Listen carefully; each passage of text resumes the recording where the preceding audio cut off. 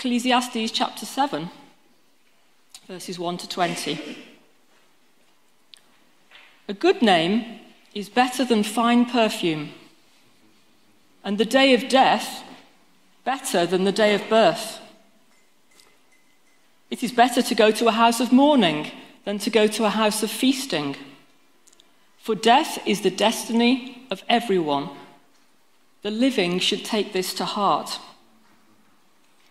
Frustration is better than laughter, because a sad face is good for the heart. The heart of the wise is in the house of mourning, but the heart of the fools is in the house of pleasure. It is better to heed the rebuke of a wise person than to listen to the song of fools. Like the crackling of thorns under the pot, so is the laughter of fools. This too is meaningless. Extortion turns a wise person into a fool, and a bribe corrupts the heart. The end of a matter is better than its beginning, and patience is better than pride. Do not be quickly provoked in your spirit, for anger resides in the lap of fools. Do not say, "Why were the old days better than these?" For it's not wise to ask such questions. Wisdom, like an inheritance, is a good thing and benefits those who see the sun. Wisdom is a shelter, as money is a shelter, but the advantage of knowledge is this: wisdom preserves those who have it. Consider what God has done. Who can straighten what he has made crooked? When times are good, be happy. But when times are bad, consider this: God has made the one as well as the other. Therefore, no one can discover anything about their future.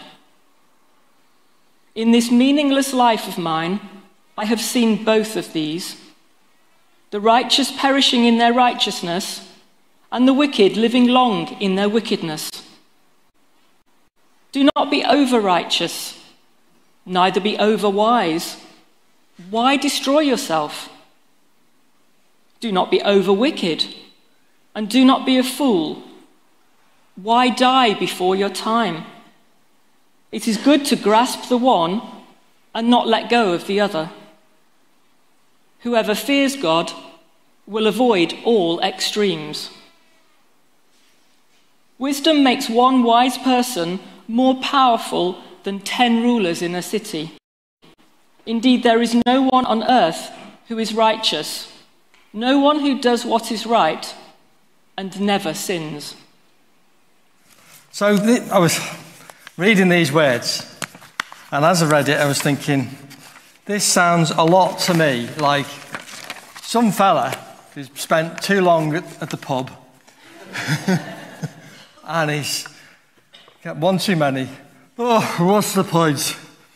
I think in my early days at Hope Nottingham and with the kind of drinkers that I worked with quite a lot, I think I had quite a few conversations like this one.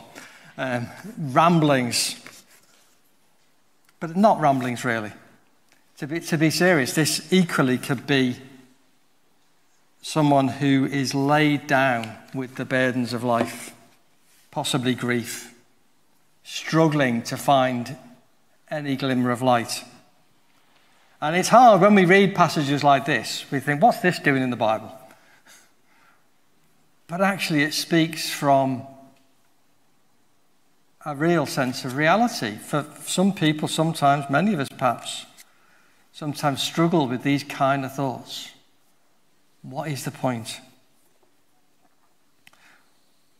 Hard to make a kind of common thread through these verses, but there were some particular verses that kind of jumped out at me, that there was a bit of a thread of thought that, just look at them again.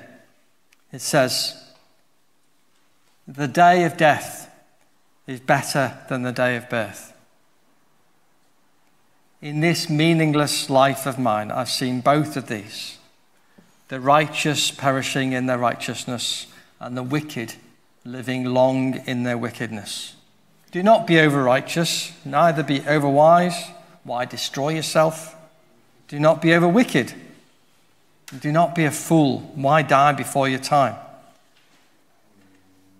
Whoever fears God will avoid all extremes. Indeed, there is no one on earth who is righteous, no one who does what is right and never sins.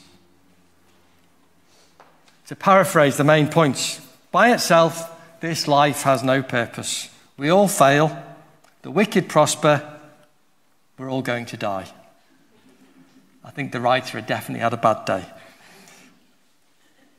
How do we respond to this kind of fatalism? We can try to be super righteous, super wise, and burn ourselves out trying. It's a bit of a warning to anybody who's really trying to do good, any clergy, charity leaders, any kind of role where we're seeking to do good. If that is our aim, we have to be careful. Nobody's perfect. You can't please everybody. And if we try, it won't end well. Or we could just not care. We're going to die, so we might as well not care about anyone else, live a wicked life to please ourselves while we can, and most likely work ourselves into an early grave. Or we can fear God. By fearing God, we recognize that He controls our ultimate destiny. We often worry about all sorts of things: job, home, family, ambition, the climate. And our fear in relation to these things can dominate our lives. But when we fear God, we recognize that He reigns above all these things, above all fears. By submitting to the fear of God, we turn to Him and discover not our worst nightmare or greatest enemy, but the greatest possible love. Perhaps a different way of putting this is that we should fear being without God, fear being separated from God and His love above all else. His life-giving love overcomes anything that we might fear. These very well-known words from Romans 8 say, "In all these things we are more than conquerors through Him who loved us. For I am convinced that neither death nor life, neither angels nor demons, neither the present nor the future, nor any powers, neither height nor depth, nor anything else in all creation will be able to separate us from the love of God that is in Christ Jesus our Lord." Nothing can separate us from God's love except our own choice. God offers all of His love to us, no matter what, unconditionally. And only if we refuse it. That's the only way we don't get it. But by fearing God, we discover that our life is now bound up in His life, and His love is greater even than death. There's a hope to come that is so great that it should define our life today. A hope to come that is so great that it should define our life today.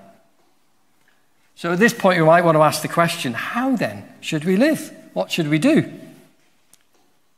But the writer's already told us, no one is righteous. We've already failed. We will fail again. So what you or I should or shouldn't do isn't the answer. God has already provided the answer. And as I prepared this, I kept on finding myself thinking about the parable of the prodigal son. the parable is called the parable of the prodigal son, but really, it's about the Father. And the message I want us to think about today is not about what we must do, how we might find purpose or usefulness in life or whatever. It's about our loving God, eternal Father, what he has done for us and is doing for us, how he is always with us, how he has saved and loved us and doesn't stop. The imagery in this parable is so powerful, so beautiful. You can see on the screen that the picture's gone up there. If you Google the prodigal son, all sorts of images come up. But I particularly like the one it's worth finding that's done by Charlie Mackesy. Has done a series of different images that capture that sense of the son or the daughter coming back to the Father. And I like this one, which isn't by Charlie Mackesy. This sense of when we return to the Father, he sweeps us up into our arms as we jump towards him. But in that parable, the younger son goes off, he lives a wicked life, squanders everything, and discovers the worthlessness of it all. Imagine how he was feeling when he finally turned back to his father, when he realized it was time to go back. Most likely it was gut-wrenching fear and shame. But in the end, the fear of remaining separated from God, from his Father, was greater. So he turned back. And it says in the passage, while he was still a long way off, his father saw him and was filled with compassion for him. He ran to his son, threw his arms around him, and kissed him. While he was still far off, his father saw him. The idea that Jesus is conveying here is that the father was already waiting, always looking out for his son, longing for his return. How else would he have been ready and seen him while he was still far off? He must have been out there every day, looking, waiting. The moment the son turned and got close enough, his father ran. The son took one step towards the father, and the father was already there to meet him. And then there was the other son. He'd worked hard to try and do everything right, and yet he seemed dissatisfied, jealous of how his undeserving, worthless brother was being treated. Somehow, he'd missed the point. And it says in Luke 15, my son, the father said, you are always with me. Everything I have is yours. But we had to celebrate and be glad because this brother of yours was dead and is alive again. He was lost and is found. I hope you can see the parallel with Ecclesiastes. The one who is trying to be wise and self-righteous had become overwise, over-righteous, and had missed the point of what life was about. The son who had been so wicked was digging himself into an early grave. The father was there for both of them. He always had been. He always would be. Always waiting to embrace them both, the righteous and the unrighteous, with compassion and reconciliation. Always ready to run towards each of them. Life and all its blessings would not come from trying to be perfect or from seeking every kind of pleasure, but from receiving everything the Father is already offering to us. Most of all, his loving presence. God has already provided the answer. This is just a parable, but the teller of the parable, Jesus, he is the answer. He is the answer to that statement right at the beginning. Death is the destiny of everyone. Jesus himself has faced death for us. And because he, unlike any of us, he is righteous, death couldn't hold him. The sorrow and pain and frustration of this life will not hold him either. And if he is with you, then death cannot hold you. The sorrow and pain and frustration of this life cannot hold you. Because he is risen. His promise and our hope is that we will rise with him and find all of our life and all of our purpose and all of our beauty and joy hidden in him. So the Father is waiting to welcome us home. And it is true that the day of our death is greater than the day of our birth, because beyond death is life and hope that is greater than anything we experience now. Whether our life is a series of failed attempts at righteousness or a string of wickedness, Jesus has turned the defeat and despair of death and the defeat and despair of life into a life of everlasting hope. So we might ask again, how then should we live? And I say simply, with our hearts and faces turned towards the Father, who constantly waits for us, who is ready to run towards us and longs to welcome us home.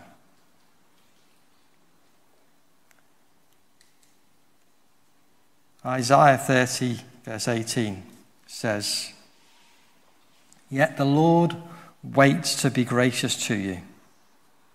Therefore he will rise up to show you compassion, for the Lord is a God of justice. Blessed are all who wait for him."